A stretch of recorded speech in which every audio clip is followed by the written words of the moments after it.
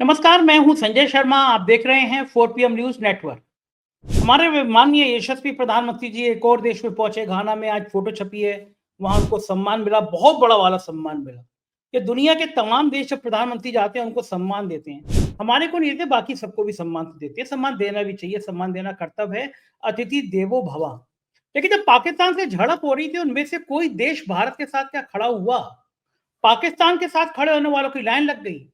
तो हमारे माननीय प्रधानमंत्री जो विदेश मंत्री का भी काम करते हैं, घूमते रहते हैं, इन देशों में जाके करते क्या हैं? क्या रिटायरमेंट से पहले एक यात्रा होती है, उसका नाम मैं भूल रहा हूँ, उसमें ये कहते हैं रिटायरमेंट से कुछ महीने पहले आपको सरकार कहती है भई आप घूम फिर आओ। आपने ज़िंदगी भर नौकरी करी है तो आप घूम फिर आओ।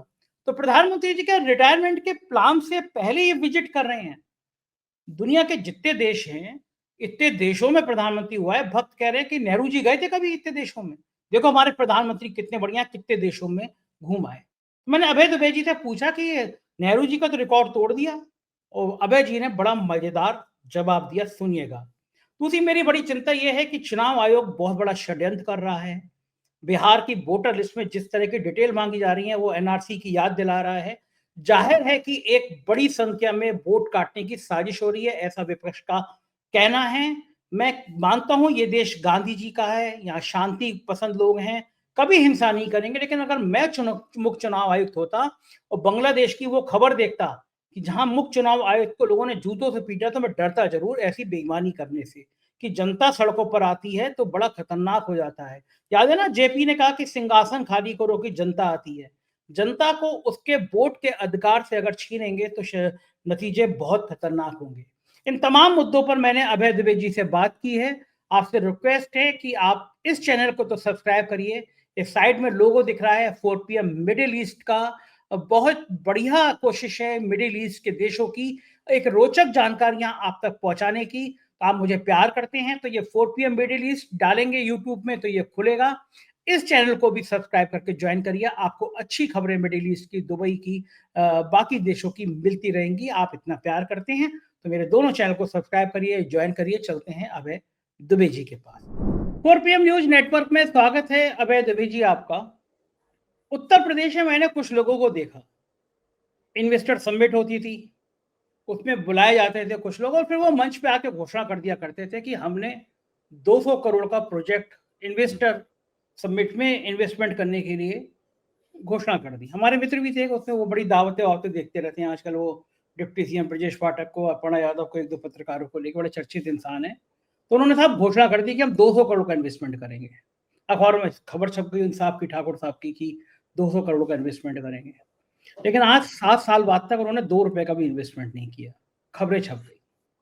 अब मैं ये बात इस संदर्भ में कह रहा हूं कि हमारे माननीय आदरणीय परम यशस्वी प्रधानमंत्री जी दुनिया में घूम घूम के सम्मान अर्जित कर रहे हैं। घाना में उनको एक सम्मान मिला कि साहब सर्वोच्च सम्मान, और भक्त मंडली करके देखो घाना ने भी सर्वोच्च सम्मान दिया। हमारे विश्व गुरु जी कितने ताकतवर है। लेकिन जब पाकिस्तान से झड़प हो रही थी, हम बड़े आशा की निगाहों से, बड़ी प्यार की निगाहों से, बड़ी कातर दृष्टि से देख रहे थे। कोई छोटा सा मुल्क तो कह दे कि हम तुम्हारे साथ हैं। किसी मुल्क ने कहा नहीं कि हम तुम्हारे साथ हैं। उधर पाकिस्तान का साथ देने वालों की लाइन लग गई।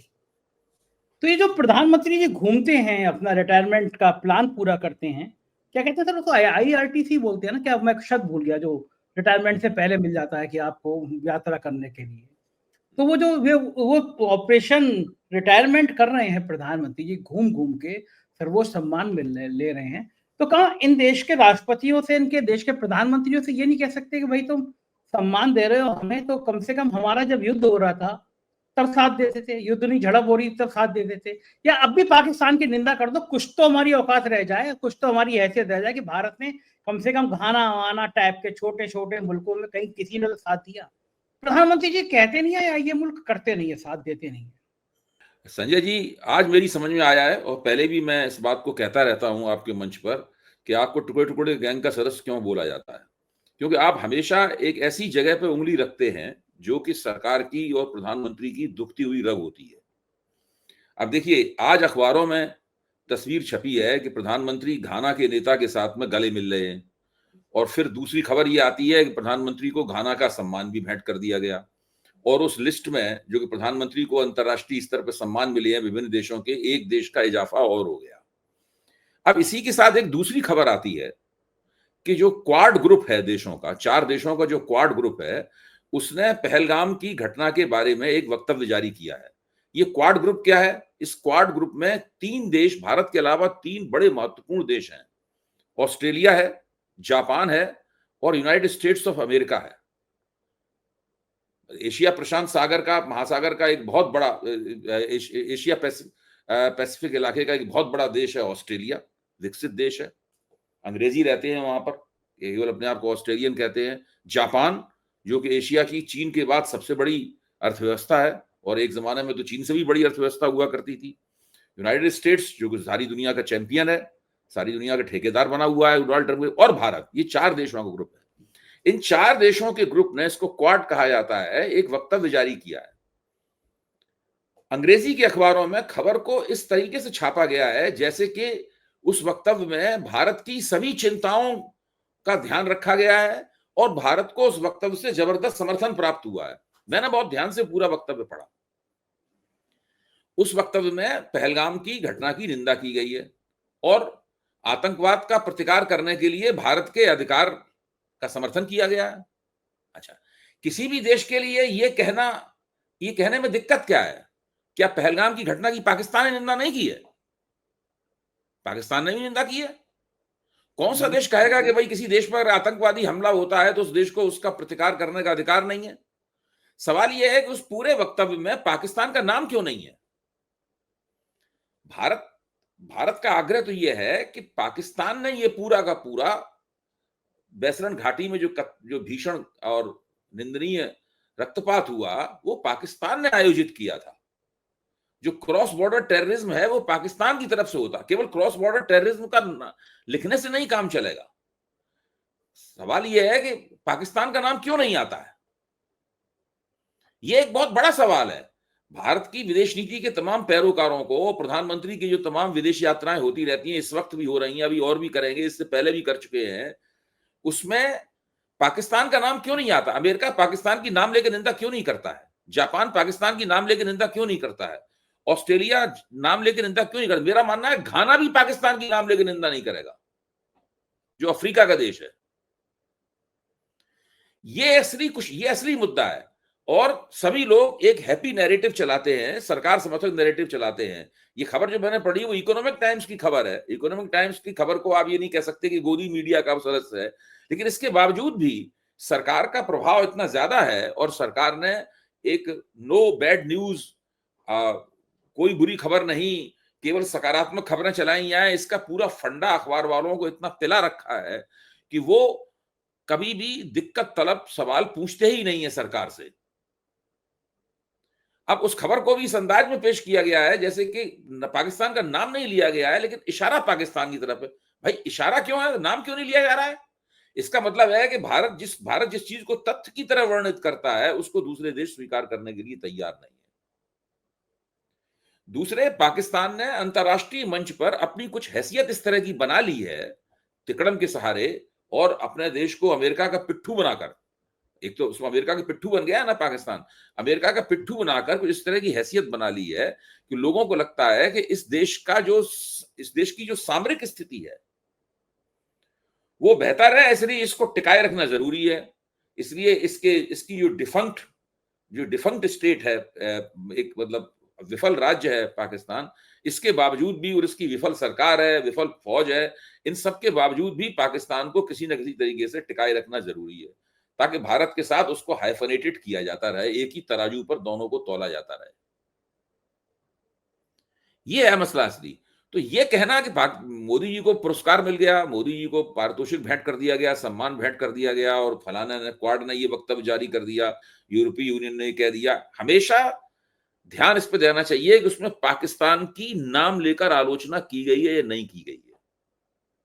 ये तो एक चलताऊ किस्म की बात हो गई, वही आतंकवाद बुरी चीज है, क्रॉस बॉर्डर टेररिज्म बुरी चीज है, जो देश इससे पीड़ित है उसको अपना कार्रवाई करने का कार्य है। ये तो उसी किस्म की बात हो गई ना, जिसमें कहा जाता है कि जब भारत का विदेश मंत्रालय कहता है कि हम भारत और पाकिस्तान के मसले को बायलैटरल मानते हैं, हम किसी तीसरे देश का हस्तक्षेप नहीं चाहते हैं, अब सवाल ये, तीसरा देश तो हस्तक्षेप कर रहा है, खुल के कर रहा है, एक बार नहीं कर रहा, 18 बार कर रहा है।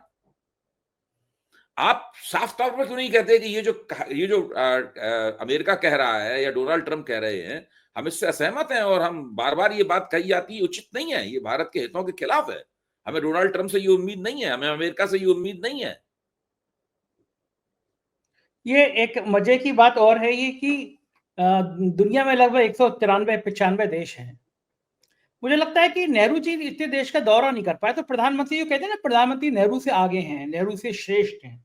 ये संघ और बीजेपी दावा करती रही है, तो एक चीज तो साबित करती है ना, नेहरू जी इतने देश का दौरा कहाँ कर पाए थे, हमारे प्रधानमंत्री जी इतने देशों का दौरा कर रहे हैं। ये तो गर्व की बात है भारत के लिए कि भारत का कोई प्रधानमंत्री दुनिया में इतना देशों में घुमाया। एक मैं भक्त की पोस्ट देख रहा था, वही लिख रहा था अपने पोस्ट पे कि देखो नेहरू जी कहीं जा पाए थे, हमारे ही प्रधानमंत्री हैं पूरी दुनिया के इतने देशों में चले गए, और एक ऐसे देश में चले गए जिसका राष्ट्राध्यक्ष पैर छू रहा था। मैंने विकिपीडिया में ढूंढा, गूगल में ढूंढा, वो देश है कौन सा, कहाँ पे है। वो होता है मैं कम ज्ञानी हूँ, मुझे कम ज्ञान हो, लेकिन भक्त लोगों को भी नहीं पता था ये देश है कहाँ पे, हो कौन सा देश है। तो देखिए नेहरू जी थे तो आगे निकल गए, मोदी जी दुनिया में इतने देशों में घुमाए, नेहरू जी कहाँ घूम पाए थे। देखिए, मुझे इस पे कोई आपत्ति नहीं है कि नरेंद्र मोदी को मैं पीएम नंबर 1 मान लूं, मुझे इसमें कोई आपत्ति नहीं। भाई देश, एक व्यक्ति है 3 दफे देश का प्रधानमंत्री बन चुका है, तो कुछ ना कुछ तो उसके अंदर खास बात होगी, मैं मानता हूं। मोदी जी में एक राजनेता के तौर पर जनता को अपनी बातों का यकीन दिलाने के लिए उनमें एक खूबी है, एक सिफत है, जो कि देश के किसी दूसरे नेता में नहीं है। वो आज दक्षिण भारत में उनकी जरा सिफत, उत्तर भारत में पंजाब उनकी बात नहीं मानता और दक्षिण भारत में कर्नाटक को छोड़कर और कोई इलाका मोदी जी की बात नहीं मानता। लेकिन फिर भी हम मानते हैं, फिर भी देश का ज्यादा बड़ा हिस्सा मोदी जी की बात मानता है। अगर किसी नेता को उत्तर भारत, पश्चिम भारत, पूर्वी भारत उसकी इज्जत करता है, सम्मान करता है, उसकी पार्टी को वोट देता है, उसके नाम पे वोट पड़ते हैं, तो मैं इस बात को मानने के लिए तैयार हूं। लेकिन इससे हमारा वो अधिकार नहीं खत्म हो जाता कि हम चीजों की बारीक समीक्षा ना करें। मेरा प्रश्न ये है कि मोदी जी को हम पीएम नंबर 1 मान लें, उसके बावजूद क्या हमारा ये अधिकार, फिर हमारा काम यही रह जाता है कि हम एक ढोलक गले में लटकाएं और एक मजीरा पकड़ें हाथ में और मोदी जी का भजन कीर्तन करने लगे? मैं इसके लिए तैयार नहीं हूं भाई। दिक्कत की बात यह है कि देश राष्ट्र और उसकी विदेश नीति किसी भी प्रधानमंत्री या किसी भी विदेश मंत्री से ज्यादा बड़ी चीज है, वो उसके परे जाती है। इसीलिए मैं बार बार कहता हूं कि भारत की विदेश नीति को नरेंद्र मोदी के लिए एक फोटो अपॉर्चुनिटी में घटा दिया गया है। ये एक बहुत दुर्भाग्य की बात है। पूरी विदेश नीति ये है कि प्रधानमंत्री जगह जगह जाते हैं, फोटो खिंचाते हैं, उन्हें पुरस्कार दिए जाते हैं, वो गले मिलते हैं, वो खाना खाते हैं, उन लोगों के साथ सहभोज करते हैं और उसके बाद लौट आते हैं। अब देखिए, प्रधानमंत्री जब लौट के आएंगे तो क्या वो बताएंगे कि घाना के साथ उन्होंने कौन सा ज्वाइंट कम्युनिटी घोषित किया? क्या हम लोगों को बताया जाएगा? क्या प्रधानमंत्री के घाना जाने से क्या व्यापार, भारत और घाना के बीच में व्यापार में कोई वृद्धि हो गई? क्या हुआ क्या? या घाना कोई विदेशी मुद्रा भारत में भेज रहा है या भारत विदेशी मुद्रा घाना में भेज रहा है? भारत भी कर सकता है फॉरेन डायरेक्ट इन्वेस्टमेंट किसी देश में। या भारत घाना में कोई प्रोजेक्ट चला रहा है, प्रोजेक्ट बना रहा है, या घाना भारत के किसी प्रोजेक्ट को कुछ कर रहा है, या कोई सांस्कृतिक आदान प्रदान है, जनता के स्तर पर कोई आदान प्रदान है। भाई क्या है, एक देश का प्रधानमंत्री दूसरे देश जाता है तो उसने वहां जाकर कौन से राजकीय कर्तव्य निभाए हैं औपचारिक बातों को छोड़कर? ये गले मिलना, हाथ मिलाना, तस्वीर खिंचाना, खाना खाना, सहभोज करना, पुरस्कार लेना देना, ये सब औपचारिक बातें हैं। मैं इनकी कोई परवाह नहीं करता, मेरी निगाह में इनका कोई महत्व नहीं। इसके अलावा वहां क्या हो रहा है ये महत्वपूर्ण है। वो क्या है, वो हमें क्यों नहीं बताया जाता? उस सवाल के ऊपर चुप्पी क्यों रखी जाती है? वो दस्तावेज कहां हैं? कौन सी फाइल में बंद है दस्तावेज? विदेश मंत्रालय की जो अफ्रीका डेस्क है वो उन दस्तावेजों को हमारे सामने क्यों नहीं पेश करती है? असली मसला ये है, देश की जनता ये जानना चाहती है। अच्छा, वो क्यों बताएं? प्रधानमंत्री का अपना मामला है, देख लीजिए कोई पूछता है, सुधीर चौधरी, अंजना ओम कश्यप, रूपकल यादव कोई पूछता है? आप ही अकेले पूछ रहे हैं, बताइए। मैं उन्हें उनके हाल पे छोड़ता हूं। मेरी ड्यूटी जो है, मेरा कर्तव्य है इन सवालों को उठाना और पूछना। भाई देश का प्रधानमंत्री जा रहा है, भारत का झंडा लेके जा रहा है और वहां पर जाकर वो भारतीय हितों की क्या आपूर्ति कर रहा है? अपने व्यक्तित्व को चमकाने के लिए जा रहा है, ये इससे हमें कोई दिलचस्पी नहीं। उससे भारत हित कहां तक आगे बढ़े, ये एक बहुत महत्वपूर्ण बात है। उसका जवाब हमें चाहिए। अच्छा अभय जी, बिल्कुल ईमानदारी से बताइए कि इस विदेश नीति के इतना सुपर फ्लॉप होने के पीछे कारण क्या है?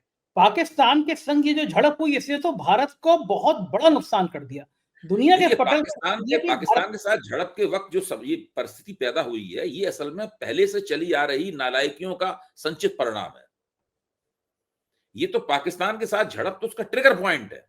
इससे तो वो निकल कर सामने आ गई है।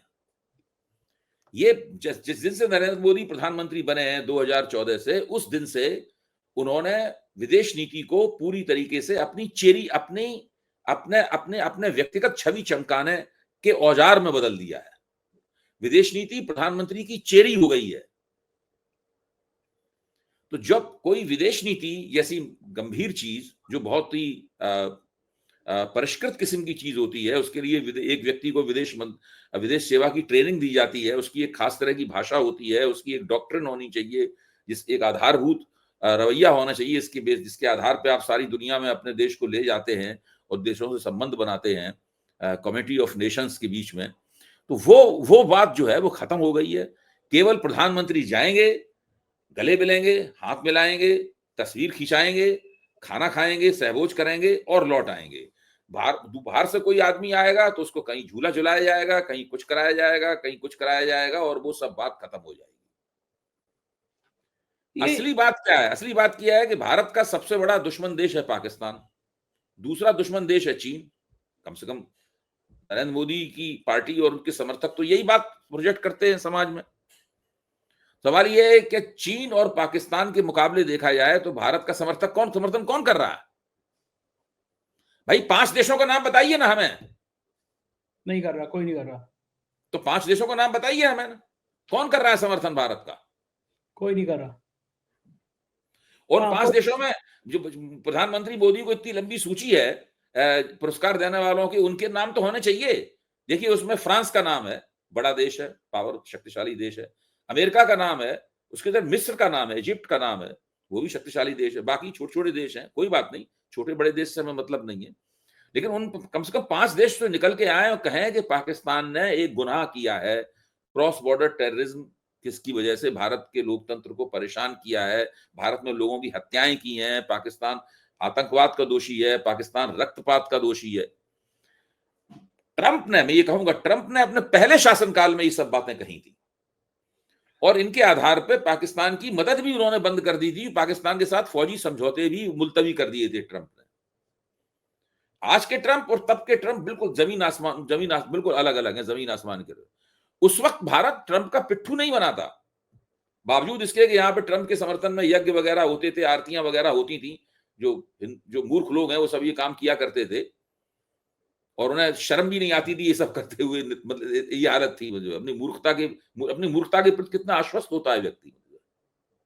वही ट्रंप उन लोगों को मुंह चढ़ाते हुए आज पाकिस्तान के समर्थक बन गए और खुल के कह रहे हैं आई लव पाकिस्तान। वो अभी खुल के कह रहे हैं इस बात को। कल लेना चाहिए। अब एक ही चीज बची है कि ट्रंप पाकिस्तान का दौरा कराए। भारत से पहले वो पाकिस्तान ये हुआ है। होने वाला है। अरे क्या बात कर रहे हैं आप? अभी आसिम मुनीर तो 2 बार जाके वहां पे अमेरिका की खातिरदारी स्वीकार कराए हैं। अब शहबाज शरीफ भी जाएंगे, उसके बाद ट्रंप भी जाएंगे। कौन रोक सकता है इस बात को? क्या अगर ट्रंप पाकिस्तान जाएंगे तो क्या भारत रोक लेगा उनको या उसके खिलाफ वक्तव्य देगा? कुछ नहीं। मानिए ट्रंप पाकिस्तान चले गए, भारत नहीं आए तो भक्त हवन कर रहे थे भारत भी आएंगे। नहीं, वो भारत भी आएंगे, पाकिस्तान भी जाएंगे। सवाल ट्रंप का दांव तो ये है कि इन दोनों को हाइफनेटेड रखना है। वो भारत भी आएंगे, जरूर आएंगे, और पाकिस्तान भी आएंगे। वो भारत और पाकिस्तान को एक साउथ एशिया में एक तराजू पे तौलना चाहते हैं और उन्होंने तौल दिया है। न केवल उन्होंने तौल दिया है बल्कि चीन ने तौल दिया है, रूस ने तौल दिया है, दुनिया के दूसरे देशों ने भी तौल दिया है। यही तो सबसे बड़ा जख्म है जिसको लगातार आप उंगली से कोंच रहे हैं।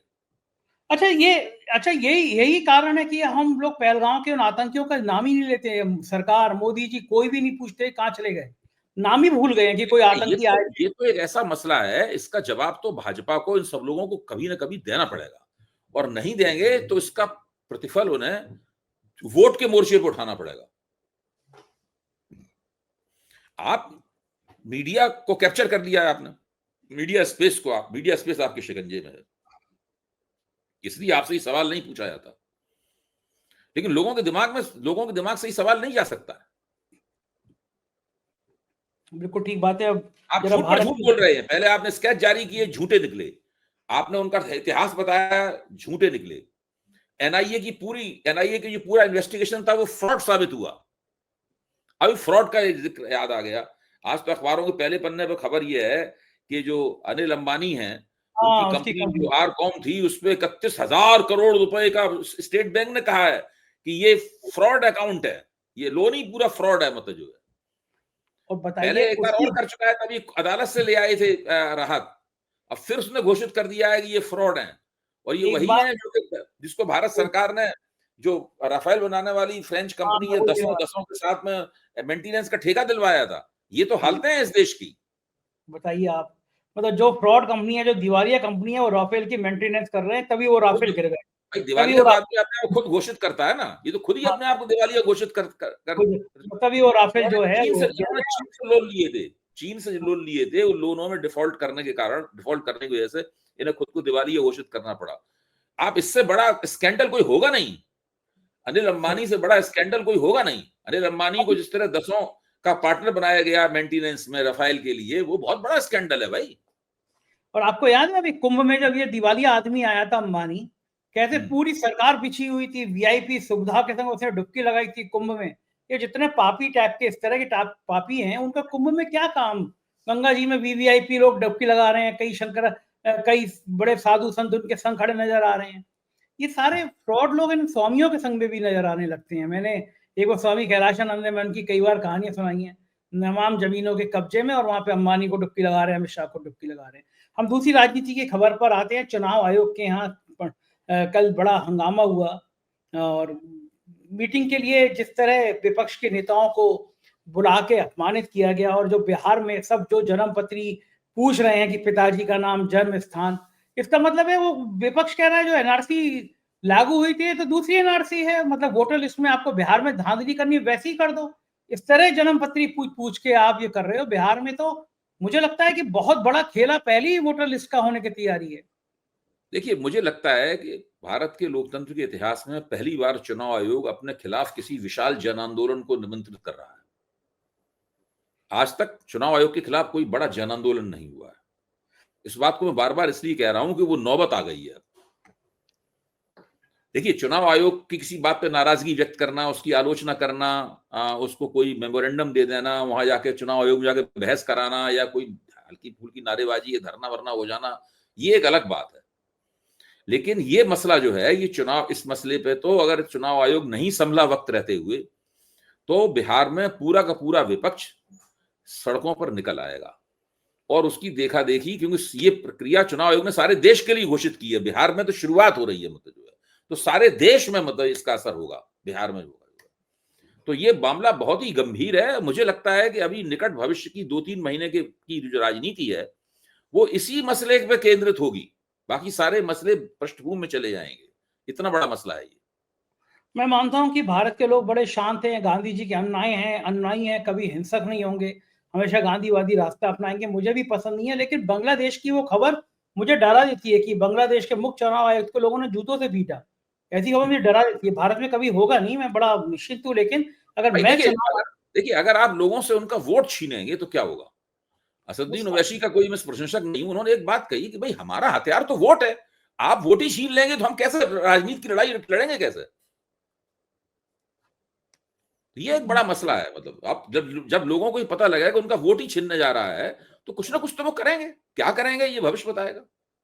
अच्छा, ये आपको लगता है ये अब तक का मोदी सरकार के 11 साल की राजनीति का सबसे बड़ा षड्यंत्र है कि वोटर लिस्ट में इतनी धांधली कर दो कि लोग वोट ही नहीं डाल पाए, तो हम ही जीतते रहेंगे? मेरा मानना तो ये है कि ये इनको वापस लेना पड़ेगा। मेरा आकलन आज की तारीख में यह है कि ये इनके इन प्रकारेण वापस लेना पड़ेगा, या इसका देखिए वोटर लिस्टों का पुनरीक्षण होना चाहिए, सघन पुनरीक्षण होना चाहिए, वो पहले से बेहतर बननी चाहिए, ये इसमें कोई शक नहीं है। लेकिन उसके लिए समय दिया जाना चाहिए। चुनाव नवंबर में होने वाला है, अक्टूबर में उसकी अधिसूचना जारी हो जाएगी, और आज जुलाई शुरू हो गया है, अगस्त सितंबर केवल 3 महीने बचे हैं। इन 3 महीने में ये काम कैसे होगा? हजारों ब्लॉक लेवल के ऑफिसर नियुक्त हो रहे हैं या होने हैं, उनका प्रशिक्षण होना है, फिर हर एक-एक चीज एक-एक लेके जो है ना, वो वहां पे जाएगा, उनके घर पे फॉर्म देगा, फिर वहां से फॉर्म वापस लेगा, फिर उसमें उसकी जो जांच करेगा फॉर्म की, उस पे ऑब्जेक्शंस वगैरह तो नहीं आ रहे हैं, वो सब उसके लिए समय देगा, फिर उसकी वो कीइंग करेगा। ये कोई छोटा-मोटा काम है? महाराष्ट्र असंभव में है। तो महाराष्ट्र में तो कांग्रेस जितना कह रही है कि डिटेल दे दो चुनाव की, और आरोप लगा रही है लाखों लोग वोट कुछ महीने पहले जोड़े गए। महाराष्ट्र की खबर जानकारी नहीं दे रहा है चुनाव आयोग। चुनाव आयोग तो गांधी जी के 3 बंदरों की तरह बैठ गया है, ना को दिखाई पड़ रहा है, ना सुनाई पड़ रहा है, ना वो बोल सकता है।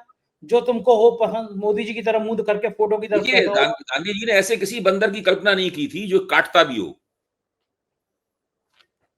आप ये देखिए, वो न देखने वाला, न सुनने वाला, न बोलने वाले बंदर की तो कल्पना की थी उन्होंने, हैं?